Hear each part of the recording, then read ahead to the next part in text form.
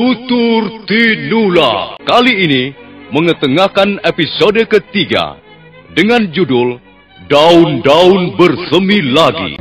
Dalam seri yang ke-90 ini didukung oleh para pemain Ferry Fadli sebagai Arya Kamandanu, Eli Ermawati sebagai Mesin, Eli Panca sebagai Nyi Rongkot, Hari Aki sebagai Empu Anggareksa, serta dibantu oleh Suryatin dan Andiris Hadi, dan pembawa cerita Nusri. Selamat mendengarkan.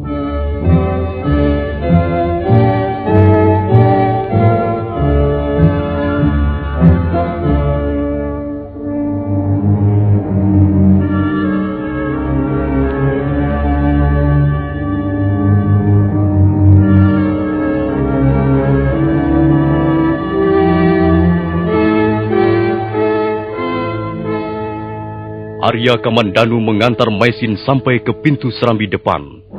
Malam sunyi dan lengang. Arya Kamandanu mengintip dari celah-celah dinding dan dia melihat Mesin melangkah ke halaman.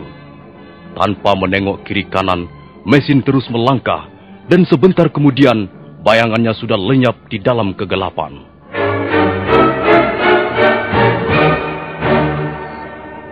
Kakang Tumbini. Kakang Tumbini. Rupanya aku terlelap sebentar. Kang. Wanita itu keluar, Kang. Kakang tidak melihat ya? Kang. Aku ngantuk sekali. Aduh, aku baru saja terlelap sebentar. Apa katamu? Wanita itu bagaimana? Dia keluar rumah, Kang. Dia berjalan bergegas menuju ke sana. Apa kau tidak salah lihat? Aku masih melek, Kang. Aku melihat dengan jelas sekali. Semula aku kaget.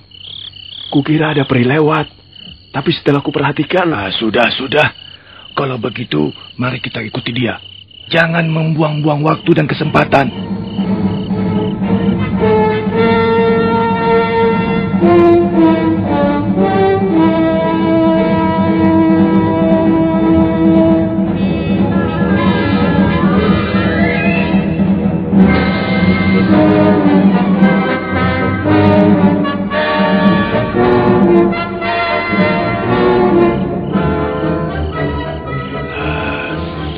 Jangan kau salah lihat, Adi Gender. Tidak, Kang. Mataku ini melek dengan baik. Jelas wanita itu keluar dari rumah. Dia melangkah agak terburu-buru, Kang. Sepertinya ada yang akan ditemuinya. Tapi dia bisa hilang cepat sekali. Iya, kita sudah setengah berlari mengejarnya. Itu dia, Kang. Itu dia. Oh iya. Mau pergi kemana wanita itu? Kang, dia berjalan cepat, Kang. Iya, ayo kita ikuti dia. Ayo.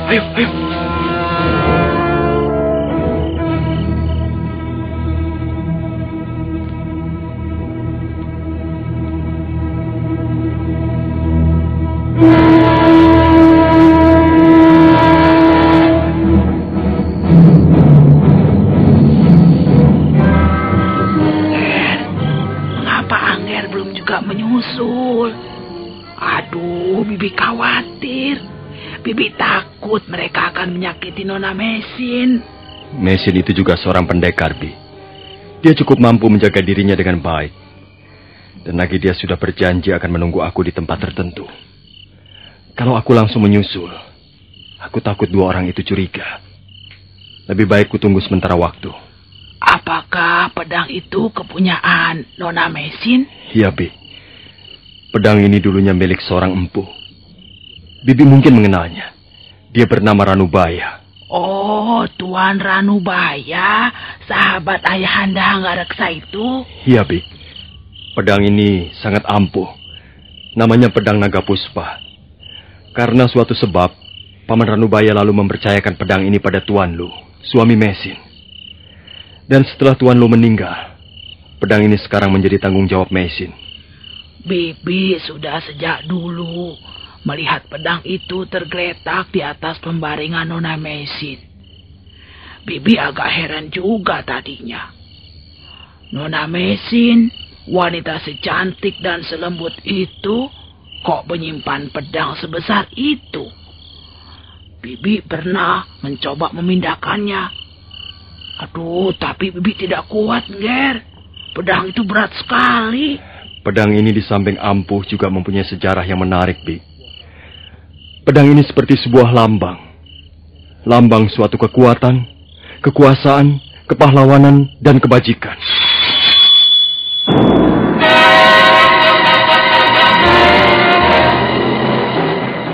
Arya Kamandanu menarik pedang itu dari warangkanya. Seketika ruangan menjadi merah seperti disiram bara api. Nyi Rongkot mundur sambil ternganga keheranan. Dia melihat Arya Kamandanu dengan wajah membayangkan rasa takut dan ngeri. Dia melihat wajah putra Mpu Anggareksa sepertinya berubah karena pantulan pamor pedang yang menyala-nyala. Oh, sudah, Nger, sudah. Aduh, masukkan pedang itu. Masukkan kembali ke warangkanya, Ger. Oh, Bibi takut, Ger. Badan Bibi jadi gemetar. Angger seperti berubah menjadi orang lain. Ketika menghunus pedang itu, Angger seperti kemasukan roh dewa pencabut nyawa. Bibi tidak usah takut. Biarlah pedang ini di sini. Kuncilah pintu ruangan ini dari luar. Kukira sudah saatnya aku harus menyusul mesin. Oh, iya, Angger. Apakah Angger tidak jadi membawa pedang itu? Bukankah Nona Mesin berpesan agar Angger membawa pedang itu untuk mengusir 2 orang jahat itu? Tidak usah, Bi. Kukira aku tidak memerlukan pedang ini untuk menghadapi mereka. Nah, aku pergi dulu, Bi. Iya, Nger. Hati-hati.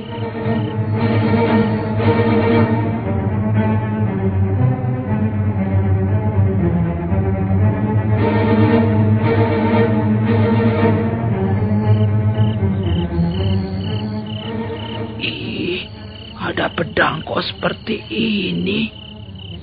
Menyeramkan sekali. Besar dan bentuknya aneh. Kalau dicabut, keluar cahaya merah seperti bara api. Kok Nona Mesin itu berani tidur bersama senjata seperti ini ya? Kalau aku, diupah 10 ringgit tidak bakal mau.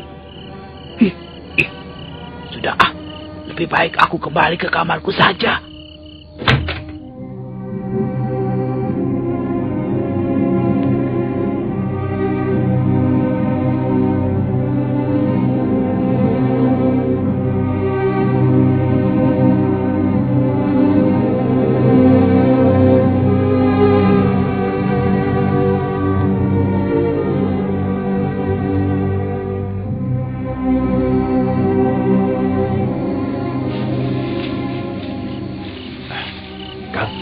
Tunggu, Kang. Apa? Tunggu. Barangkali wanita itu setan, Kang. Masa dia bisa hilang lagi? Tadi dia di sini, sekarang dia sudah lenyap lagi. Pokoknya dia harus bisa kita tangkap. Nah, itu dia. Itu dia muncul dari balik pohon besar itu. Ayo cepat, adik. Kita sergap dia. Tunggu, Kang. Tunggu apa lagi? Ayo cepat. Nanti dia lenyap lagi. Dia memang pintar sekali menghilangkan jejak. Kalau tidak begitu, dia tidak akan menjadi pelarian dan gambarnya dipajang di mana-mana. Cepat, adik Gender. Tunggu, Kang, tunggu. Kita sudah mengikuti wanita itu sampai ke batas desa ini, Kang. Iya, kita bukan hanya akan mengikutinya, tapi akan menangkapnya. Kang. Tapi wanita itu agaknya akan membawa kita ke suatu tempat tertentu, Kang.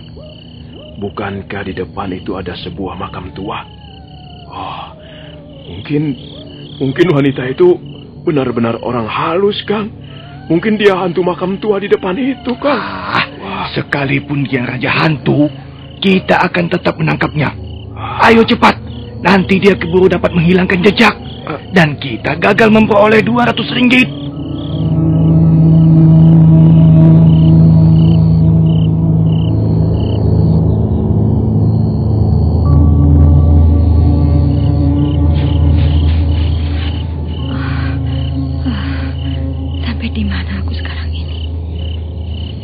Mengapa tak ada bukit batu seperti yang dikatakan Kakang Kamandanu? di sini malah banyak terdapat gundukan. Apa itu? Sepertinya batu-batu nisan. Rupanya aku tersesat masuk ke sebuah makam tua.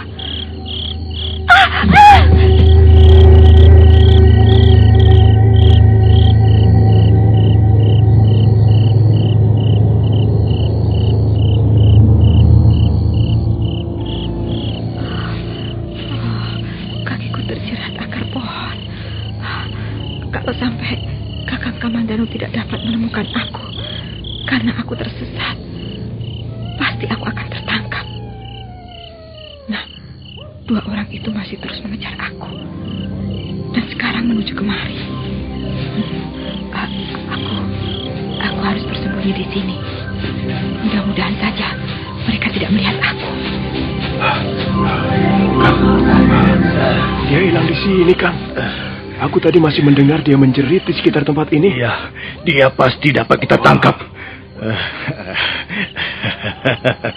Ayo manis, ayo. Mengapa kau bersembunyi di situ? Ha?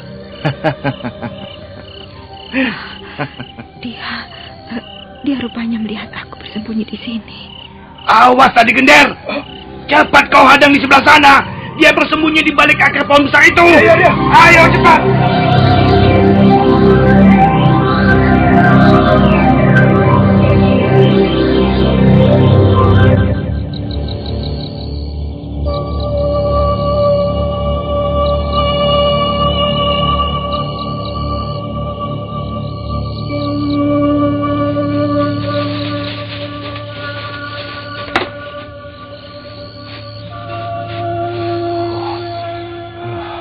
Mengapa Mesin tidak ada di sini?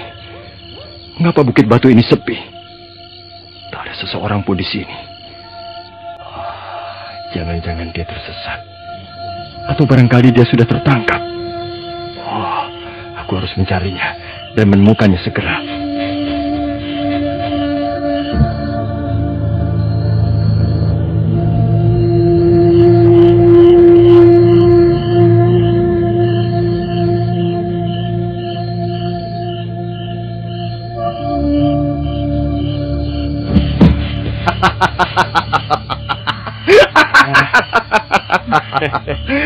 Mau lari kemana kau? Sekarang kau pasti akan kami tangkap. Aku tidak akan lari. Kalau kalian mau menangkap aku, silakan. Waduh, wanita ini bandel sekali, Kang. Dia masih terus akan melawan walaupun keadaannya sudah terjepit. Aku ingin tahu, apakah dia masih akan bandel kalau kedua belah tangannya sudah diringkus, ha? Iya! Ayo Gender, cepat tangkap dia. Kalau masih juga melawan, bunuh saja.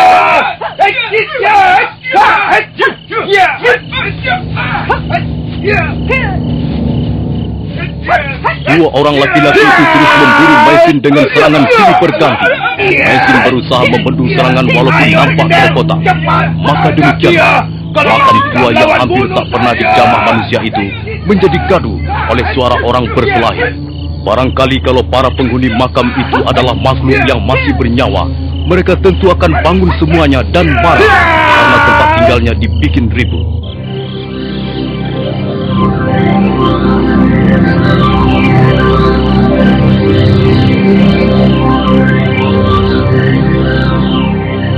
Keadaan Mesin kelihatan semakin gawat.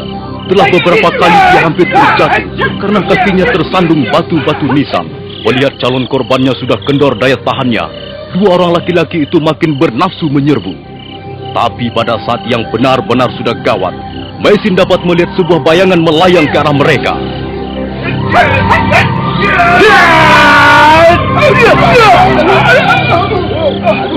Anjing buduk, Hah? Ada orang ikut campur di Gender. Pekerjaan kita bertambah repot, Kang. Kalau orang itu tidak mengganggu kita, tentu wanita itu sudah bisa kita ringkus. Iya. Kau tidak apa-apa, Mesin? Tidak, Kakang. Baiklah, pergilah kau menjauh. Biar orang-orang ini aku yang menghadapi. Jadi kalian berdua mau menangkap wanita ini? Sekarang bukan hanya wanita itu yang menjadi urusan kami. Ya, karena kau sudah mengacau rencana kami, kau pun harus kami tangkap. Kalau melawan, akan kuremukkan kepalamu. Kecuali tentu saja, jika kau buru-buru minta maaf pada kami dan segera angkat kaki dari tempat ini. Sayang sekali aku tak dapat memenuhi permintaan kalian. Bahkan aku tidak akan membiarkan kalian pergi dalam keadaan hidup dari tempat ini.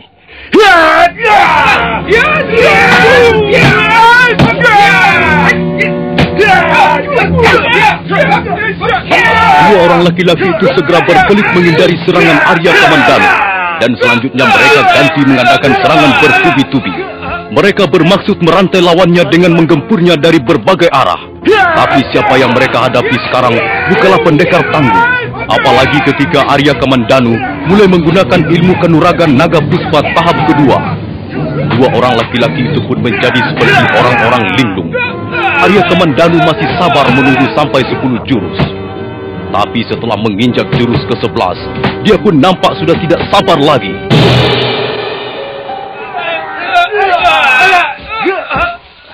Hei, mau lari kemana kau?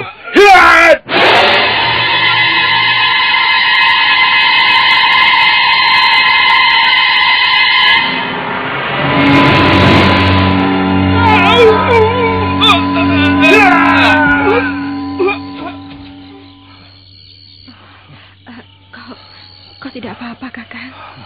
Tidak. Kau benar-benar tidak apa-apa? Tidak, Meisin. Aku tidak apa-apa.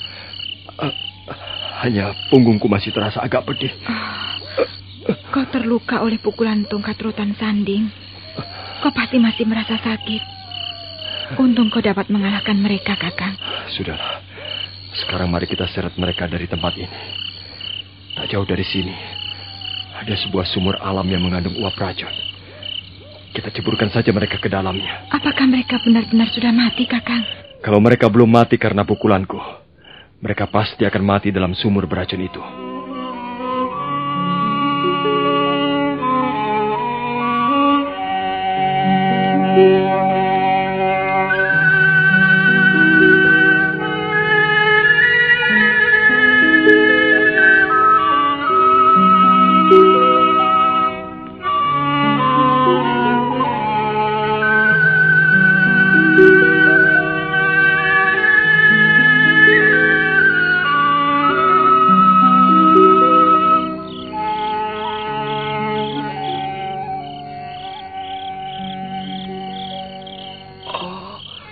Sudah kembali? Iya, Bi.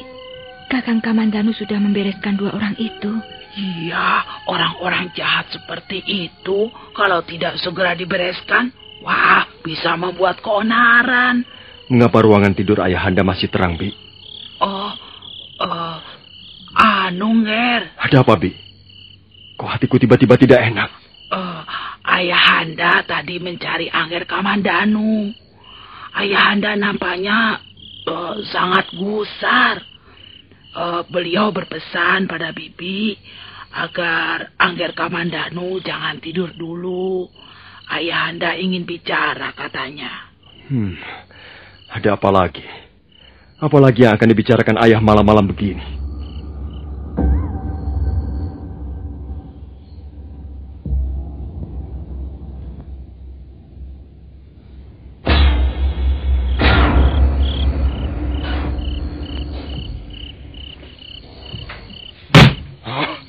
Aku dulu pernah berkata apa padamu, Kamandanu. Dan sekarang ternyata apa yang pernah kukatakan terbukti. Aku dulu pernah berkata bahwa wanita asing yang kau bawa ke rumah kita ini bisa mengundang masalah yang gawat. Nah, sekarang terbukti. Memang, Ayah. Ada dua orang yang belum dikenal mencoba menculik Meisin. Tapi niat mereka sudah berhasil saya gagalkan. Sekarang tidak ada masalah lagi. Kok bisa memastikan begitu? Bagaimana kalau mereka kembali lagi dan membawa teman-temannya atau membawa prajurit-prajurit Kediri? Hah? Kamandanu, aku ini sudah semakin tua, Le. Aku tidak ingin di rumah ini terjadi keributan. Aku ingin hidup tenang, seperti orang-orang tua yang lain itu. Jangan kau usik ayahmu ini dengan persoalan-persoalan yang berat, Le. Sebenarnya sudah tidak ada persoalan lagi, Ayah. Dua orang itu tidak bakal kembali lagi. Mengapa kau bisa berkata begitu pasti? Mereka sudah saya singkirkan. Apa? Mereka memang berbahaya. Karena itu sudah saya bungkam mulutnya, Ayah. Mereka tidak mungkin melaporkan pada siapa-siapa. Le, apa maksudmu dengan saya singkirkan? Apa maksudmu dengan saya bungkam?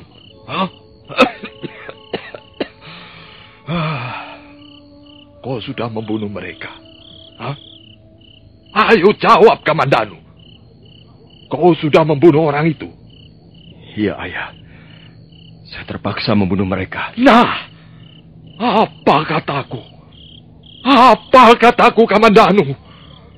Bahkan tanganmu sudah kau lumuri dengan darah. Rumah ini sudah bau darah pembunuhan.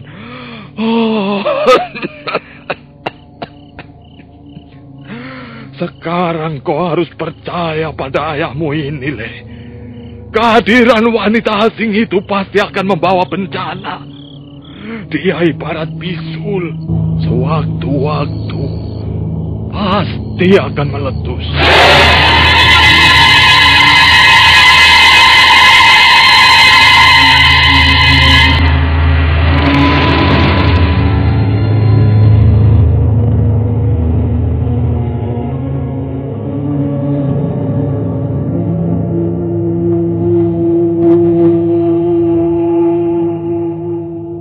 Empu Hanggareksa benar-benar gusar. Arya Kamandanu tak mampu berkata apa-apa. Wajahnya tunduk, tak berani menatap ayahnya. Sementara itu di balik pintu, ada sepasang telinga mendengarkan pembicaraan itu. Dialah Maisin. Sambil menyeka air mata yang mengalir deras, wanita itu buru-buru melangkah ke ruang tidurnya. Nah, para pendengar sekalian, bagaimana kisah selanjutnya? Apa yang akan terjadi pada diri Maisin, wanita Mongolia yang sudah menjadi janda di negeri orang itu? Silakan mengikuti serial ini dalam episode berikutnya. Gembalut Cinta di Atas Noda. Sampai jumpa.